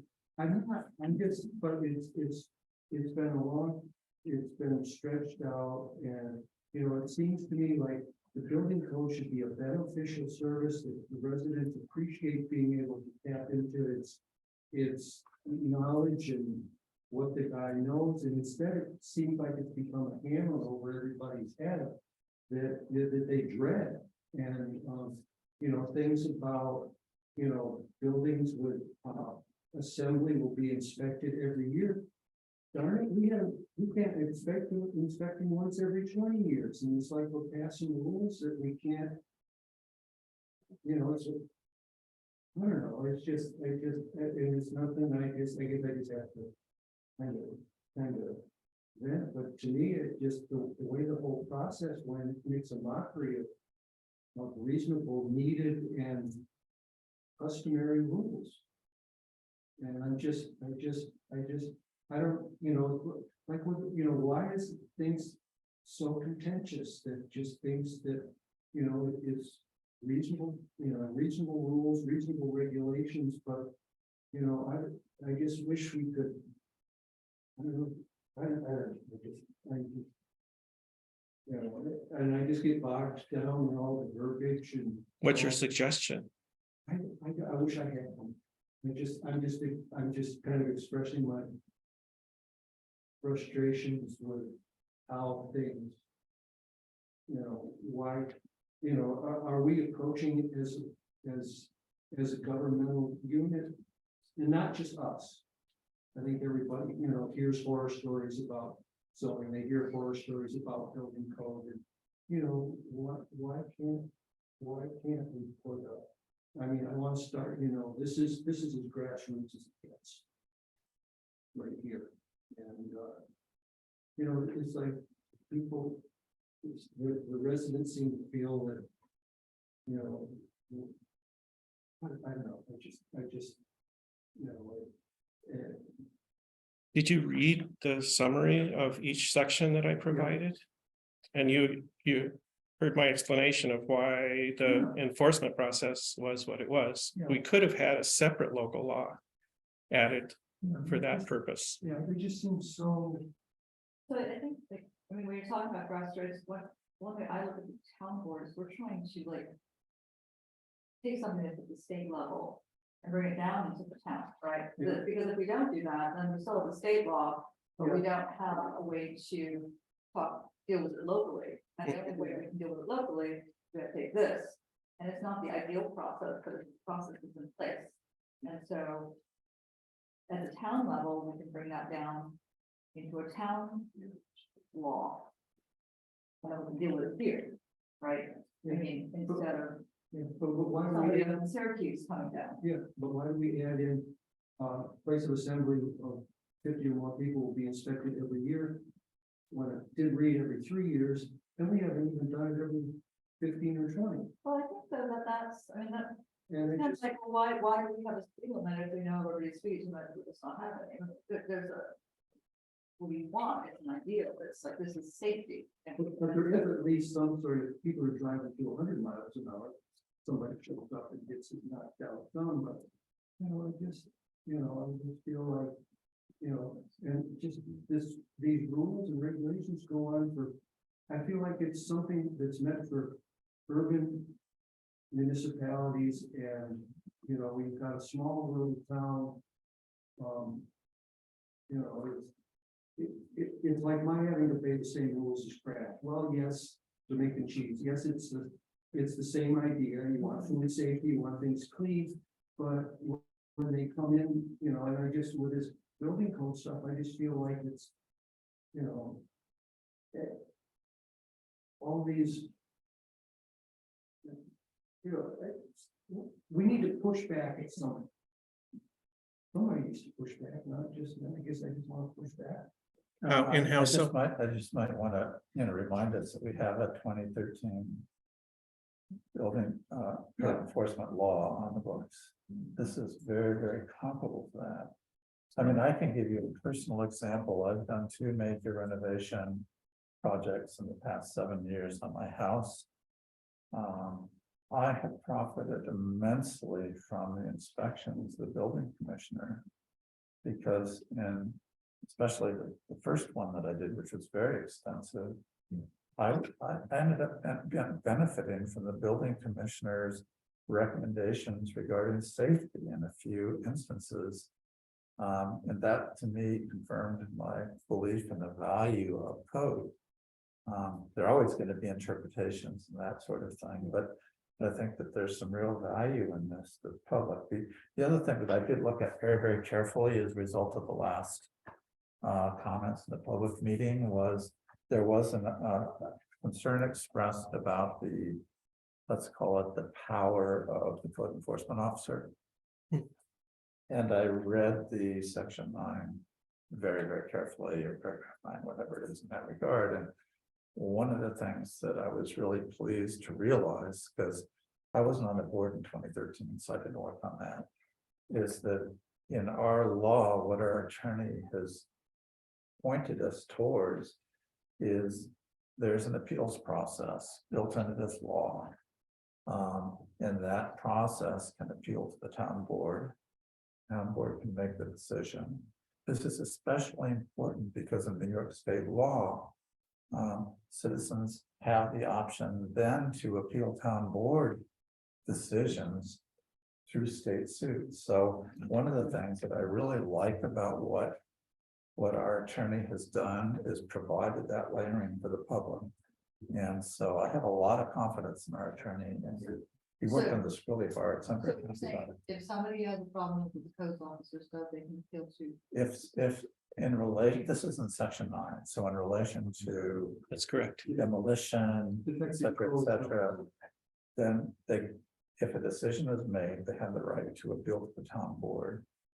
Which of course also would make it a public process, not just between the code officer and for me, the good thing about that is that then kicks in the extra umbrella provided by the state through lawsuit, an appeal of the town board. So I think it's covered in a lot of different ways. I have to say that I do agree that we all know that we've had some enforcement challenges in the past few years. I'm now very, very confident that we're moving in the right direction. I don't disagree with anyone at all about the need to enforce the laws that we have on the books. And we have been in a position where, let's just say, that wasn't as regularly exercised as it could be. And the good thing about that is I think the board did take its responsibility seriously in order to regulate that. So this layering of it is very, very important in this code enforcement law. And it is true, as Kate mentioned, this is all about public safety from the very beginning. We've had some situations in the town over the years where we've had some massively dangerous dwelling situations for all kinds of different reasons. It's been really challenging. I'm very familiar with a couple of them, really challenging for the fire departments. That's the most important thing. They were worried about being able to get in there if they had to. This is really the only mechanism that we have to regulate that at a town level. So I'm quite happy about it. I mean, and I'm sure the fire departments also have mechanisms at all as well, but this contributes to that. There's a side for, you know, to do it yourself, whether, you know, building permits, and yes, it's, you know, it needs to, the ministerial thing needs to be updated by, but they just don't, you know. Yeah, so, I mean, this isn't adding a lot of weight for somebody building a house, adding a porch, you know, this is all, you know, so. We gotta get a permit for a petition that you just put across that's more than 5 feet. I don't know, I mean, it's in the state code, but it's, you know. I hope that we can be. So, And not throw up this thing about, well, we have to have it because, you know, we're liable if something didn't happen. Or, you know, it goes on about, you know, inspecting schools. No, the code enforcement doesn't inspect schools. That's the Department of Education or something. And, you know, we've got a school here in town. I don't think it's an expectation that Cliff's gonna have to inspect it. Does anyone have specific edits for this law? I do. I left my drafts next door, but I believe it's page 18. The word review is errantly still in there. It says town review board. It should just be town board. Right. So that should be stricken. Okay.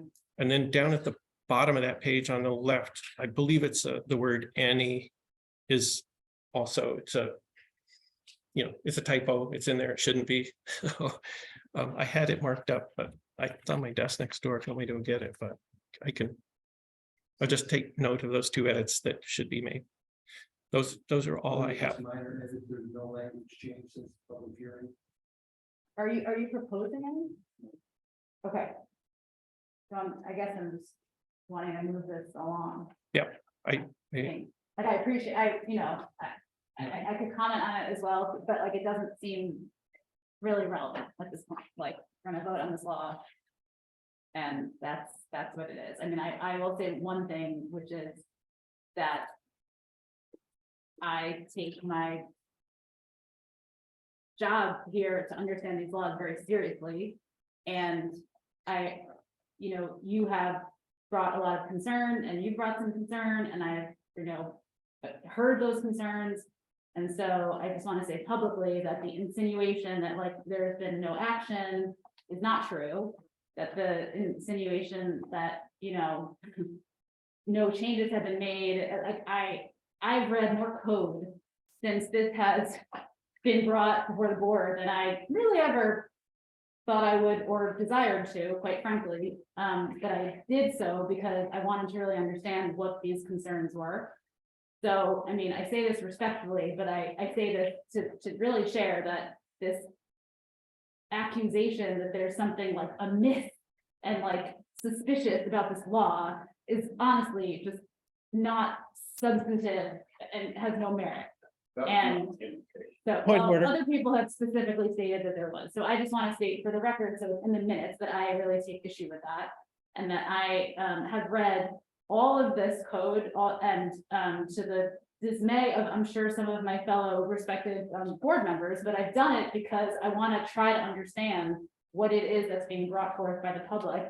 And if I could possibly find something that was like really a problem, I would address it, because I take this seriously, as all of us do who are sitting here. So we have received response from Guy. What my, ask was after the last multiple meetings about this was that we had like a red line marked up copy. We are now in receipt of that copy. We have all read all of that copy. There's nothing that I can find. I'm not going to argue with an attorney. Like, that's why we have an attorney, right? So, I mean, I feel comfortable enough at this point that like, this is just where we are, and we have to vote on this law. And it's, not some sort of metaphor for like local government. This is just a law. Like, it's not, it's just a law, and it's long and it's complicated, but it just is kind of what it is. And I guess that's all I'm gonna say about it, but I do want to really, Appreciate that. share that, because Yeah. that like, I've read this. Yep. And Yep. I'm done reading it. I think we all have. I've read the 2013 one. I've read the 2022 model law, and I've read this one. So Oh, and actually, one thing I do want to bring up, because this was one of the things that came, I think, at the original public hearing, that we were all, I think, like, where did this come from? Was this whole 30% surcharge thing? Do you remember this? And we were like, where did this come from? That seems crazy. Da, da, da, da. And I found it right in the 2013 law. Yep. So like, we could go back and It's the say, same. like, where did it come from originally? And is it a problem originally? Maybe it is, but it's Not new. not new. And so as soon as I saw that, I really, I'm not gonna go and like dissect a law from 2013. I just can't reasonably do that right now. It doesn't feel Yep. important for the town. So that's all I'm gonna say about that. I call the vote. yeah, we can call a vote. So Thank you, Jeff. You're welcome. I will call a vote. So thank you for your comments. Yeah. And all in favor, say aye. Aye. Aye. Opposed? That's 4-1. The local law is adopted with the small typo changes as noted. Thank you.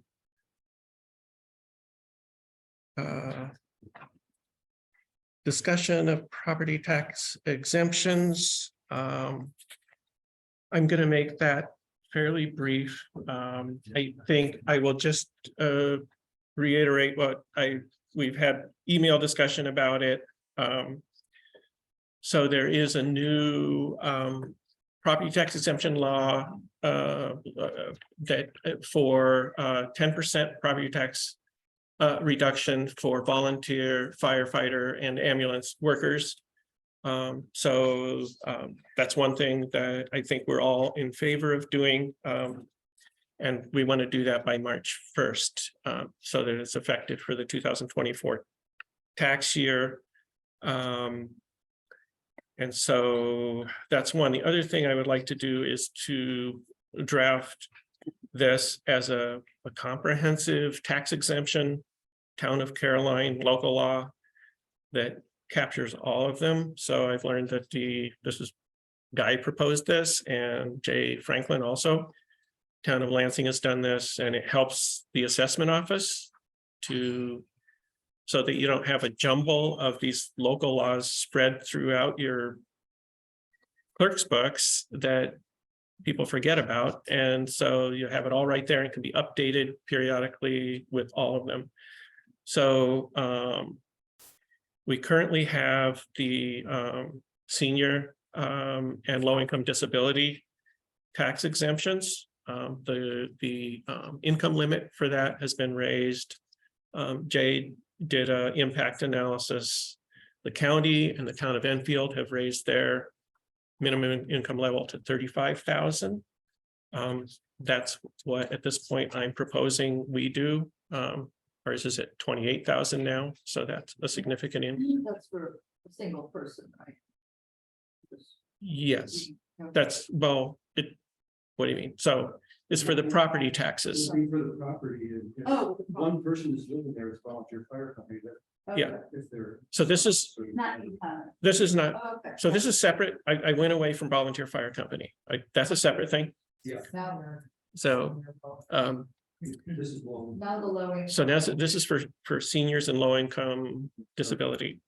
Those are two separate ones. Right, Okay, but it is income, but it's, I thought for, It would be joint. it is a joint income versus single income. oh, yeah, I see what you mean. It's combined income. Okay. I'm so pretty sure. Combined income, it's not 35. He just wrote senior disability No. limits to 35,000, but. It's yeah, household income. It doesn't say. It's household. I'm pretty sure. One person. Boyfriend is living with. On sir. You're on that. I hope not. You think it's not? No. I think we get it. I think we have to figure it from that. There's a double. The tax bill system. Well, we can sort through it. And I remember him talking about it. I'm trying to think that, what's his name? The guy with the. Jay Franklin? Yeah. I thought it was a higher number, so that's why I was wondering if this was just one person versus. joint income. I can check on that. Okay. I can check on that. Yeah. So. So just pointing out, we have those And it doesn't, two. another thing was that he said it's not include retirement. income. I'm gonna see her talking about that, and that's in your, yeah, this discussion, you mentioned, I should have brought this up more. I completely forgot about it. No, it doesn't matter, because when we apply for it, we apply for it through the county now. Oh, okay. Yeah, It's just so that we offer it to residents. Right. who are- all of these applications, Well, we can't change, we're just saying we're accepting this or not accepting it. It's for the Oh, town, okay. it's not like, Right. we don't have You don't have to deal with it. No. it's all done through the county, All right. but it's just a matter of whether it comes off your town taxes or county taxes. So, So there are, especially makes sense with social security. what's that? It would make sense to increase it, especially if social security just went up. Yeah, Right? I think You so. wouldn't want people not to be able to get it because the social security went up and they're just over. it. Exactly. The cost of living's gone up. There are a number of other exemptions that I want to.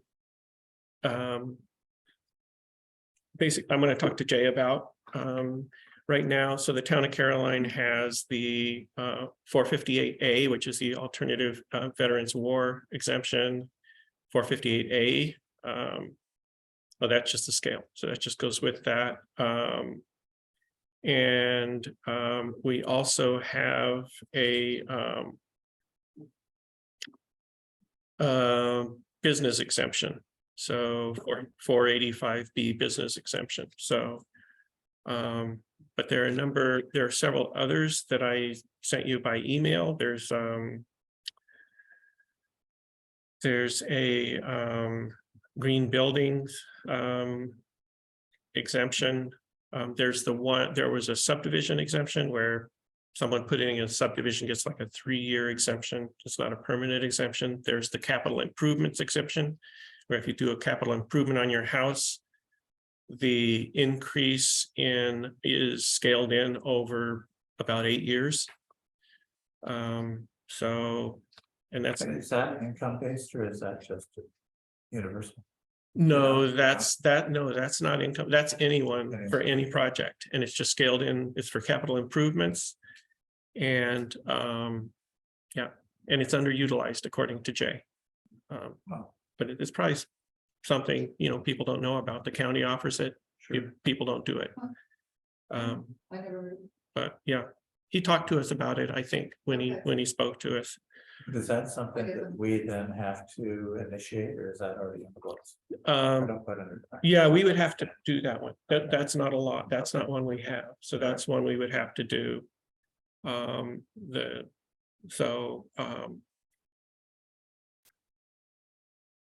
So I guess for this, it sounds like there's general, interest in these kinds of things, right? Mhm. Did people see the ones I listed by email? Did all of those seem intriguing at least?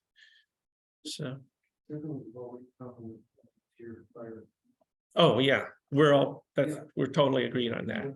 Is there a reason, I mean, what's the incentive to like not take The- what everything that's on offer? Right, and that's one of the Yeah. questions I have for Yeah. Jay.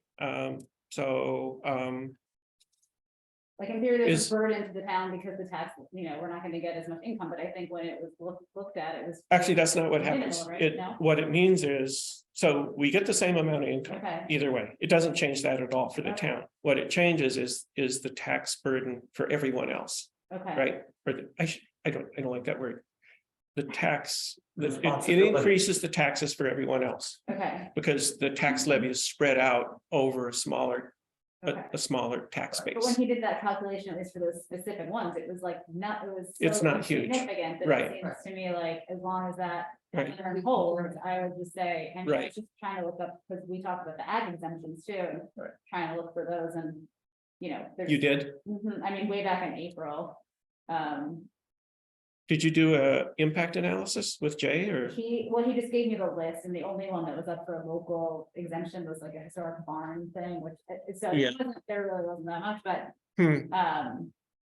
Anyway, my point was just as long as there's no like burden to the town, I guess I would personally advocate for like. Well, that's kind of my question to Jay is, why don't all the towns have all of these? Yeah, That's my question. It's like, okay, so, start there I agree. and then go from there. So, we were gonna talk today, but we couldn't, so And so. Which ones do we have now? we have we have senior, low income disability and business. Oh, Those okay. three. So we don't have the firefighters right now. No, it was just passed, signed by the governor like 2 months That's ago. a new one. That one we're jumping on, and that one really makes sense because the volunteer, it applies to the volunteers based on where they live. So I think it's important that all the municipalities do this. So, bring it up at the TCOG meeting, because, it doesn't make sense for, if it's a hodgepodge, it doesn't work, so. Right. So, yeah. And I think, I think it's an incredibly, it'll be interesting to see if it has an impact. Right. Yeah, Excuse my. No, Yeah, you're- no. That's Yeah. absolutely right. Yeah. It's amazing this hasn't happened before. yeah, it is. It is. So Mark, do you plan on talking to Jay? Yeah. I'm gonna follow up with Jay. So any other comments? Will?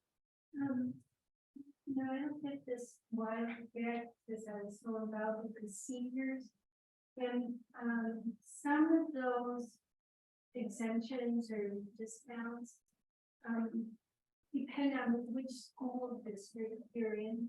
So when you talk to Jay, you might want to get clarification. So I think I can clarify that. Well, so the exemptions we'd be considering, so the exemptions are adopted by the taxing entity. So the school districts would have to adopt their own, exemptions. The town, for the town taxes, adopts their own exemptions. The county, for the county taxes, adopts their own exemptions. So our exemptions only apply to the town of Caroline taxes, not the school taxes. So what Jay's doing is trying to get all the towns to. Oh, Jay's just a resource for us They're to, just giving us the information. Yeah. I would still ask him if any of those. Maybe what I want to say, is say it a little differently. Some of those. Exemptions or what, however he's referring to them, may be set by the town. But. I'll tell you what, I will go back into, I did a whole article on it. okay, let me know what you find. Yeah, and because what I discovered was my neighbor up the road, in the Camden District. Her taxes were so much higher. And she had no recourse for some of the senior exemptions, she's a senior of Okay, limited income, and that's why hesitant to just say, yeah, you know, you're saying, because it had to do with specifically senior exemptions, not with the star or the enhanced star, but it had to do with Okay, senior income limited exemptions that it made a difference which school district you were in, okay, so. I can ask. I'm sure I still have the right of. Okay. I'll keep my eyes out for that or ask Jay about it. So, great. Okay. So I'll move on, and just to let you know, I'm gonna propose that we not do the legislative agenda tonight, but put that off till the next meeting. Second. Just if there's agreement, I know you're gonna be disappointed, right? So, okay, great. So Mark, just to follow up on this, so. Would you mind either resending or summarizing which of these we're going to put into one block? So my, In the meeting, just send it to us. yeah, I'll send it to you. So the plan is to introduce this at our February 1 meeting. Right. And set the public hearing for the business meeting. Okay, Wednesday. This is- The first Wednesday. Our first Wednesday of February. At that meeting, I plan to have this ready to introduce a local law Okay. for the tax exemptions. So- No, I was talking about the AOT, No, that's due, I have to have that in by the 3rd. okay, so that we can do, that's the assignment of delegates. We did that at the organizational, so we're all good on that. Oh, you filled it out already? Yeah, I can fill it. I have it in the office and I'll just fill it out. Yeah. Yeah, so that's all good. Great, thank you. So so as far as process for the exemptions, does that make sense to Yeah, people? Yeah, that's great. So I will be sharing something by email so that we can get our ducks in order. Okay, great, thank you. I was just looking through and I was having trouble finding. Yep. the last emails. Yeah. Great, thank you. Let's see, I often forget to look, so I better. Move, okay, so, okay, so, I guess first, could I do the two that I added now, and then we'll go through the bills and the transfers and then be done, so. So I did get a quote from Computing Center, whatever they're called now, for another laptop, it's like $934.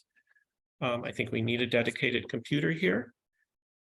So I would like to get approval to make that purchase, so I'll offer resolution to purchase a HP laptop from Synergy Systems IT or whatever for a dedicated computer for Zoom meetings in the town hall.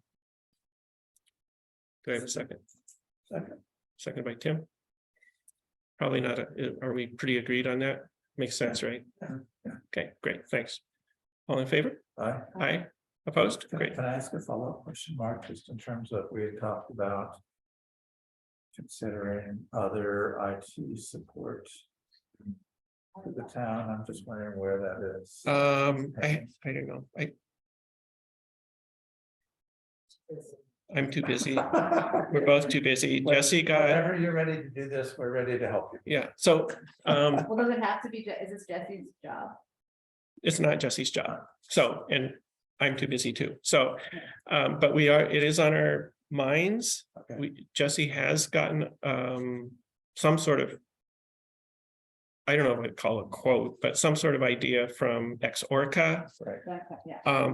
We have been engaged with a new person at the community center, Lisa. We're gonna meet with her tomorrow, right? Yeah, so she's been advising and helping us and, you know, I think been very helpful, so, Sorry, I just was wondering. so. That's your personal computer, right? Is that why? This is my town computer over there. So then if we have a dedicated computer, Yeah. it will just stay here. Okay.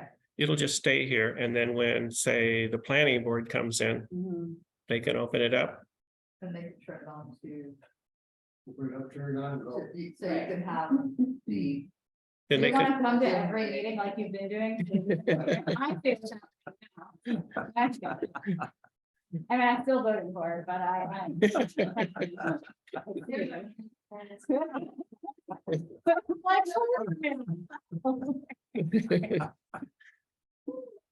full support, Mark. Okay, great. Thank you. We need to vote. Have we? Did we vote? We voted, yeah. So, okay. So the other thing I wanted to mention is, so COVID still is active. We do have a COVID policy, but the COVID, like quarantine is no longer required. Right. So I think we need to address our COVID policy for town employees. So what happens as far as them being provided sick time if they get COVID, so that, so the I spoke with Judy Drake at the town of Ithaca about what they're doing now. So and I actually haven't had time to. She gave me a sort of a rundown of it, but what they do is so they provide it for the employee like up to 10 days. If after that point, when you go back, you mask for 5 days.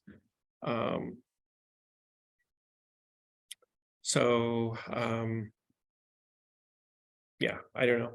Wait, what do they do? So if an employee tests positive for Yeah, COVID, yeah. they provide a positive test to document that. And then they stay out of work until they can come back.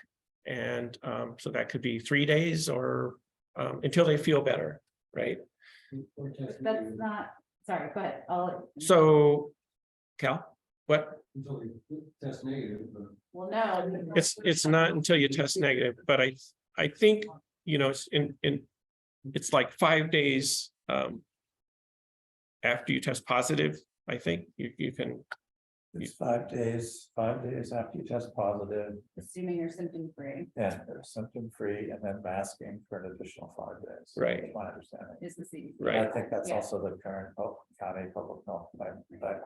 So I it's just would recommend that we follow the county guidelines. Yeah, but so is that, what's the town, you talked to someone at the town of Ithaca. that's who I talked to. But yeah, so that's, But I'm just trying to remember, it was so long ago since we've done this. Didn't our laws, or whatever we call it, that's when there was like a 10-day But- quarantine. but did we specify that we follow the county guidelines or not? Yeah, we deferred to the thought county, we the did. health I department. thought we did, so we could just leave it that way. See what I mean? Yeah, I don't know if that's language is actually in our policy, Well, let's look at it. but we should do that. I think So, it's a great idea to look at it again. okay, so I will do this. Yeah, where is it come Or from? an employee wants to know if they get paid time off. No, That's the question. yeah, no, they do not. They don't. Right, I mean, Well, we have to look at our. well, I Law. mean, Do they get an additional paid time off? Not COVID? We're just talking about non-union employees here, correct? No. it's a union employee. We've got, Yeah, we're talking about, this was for union employees. We passed- Union employees. Yeah. we got a union. employee in the highway. So I would like to enter executive session to talk, because this is a personnel matter. Okay, that's fine. Sure. So, We do it after we're done. Yeah. I mean, Definitely. Yeah. okay, I think that's fair. Let's see, so, okay, that's enough. Let's see. Offer a budget transfer resolution for $392.15 from SL 1-599 to SL 1-5182.4. This is budget transfer resolution for the 2022 books. Do I have a second? Okay. Seconded by Kate. And I'll call for a vote unless there are questions. All in favor? Aye. Opposed? Great, thank you. Offer a resolution to pay the town board, or I offer a resolution to pay the town bills in the that would be a lot of money. Time to go home. or- Town expenses totaling A fund, $75,835.04. DA fund, $124,203.44. Streetlight fund, $391.68. And the SF fund, fire fund, $6,325. Do I have a second? Second by Cal. Questions? Follow-ups? All in favor? Aye. Aye. Opposed? A good chunk of the DA with that truck. Yep. Yeah.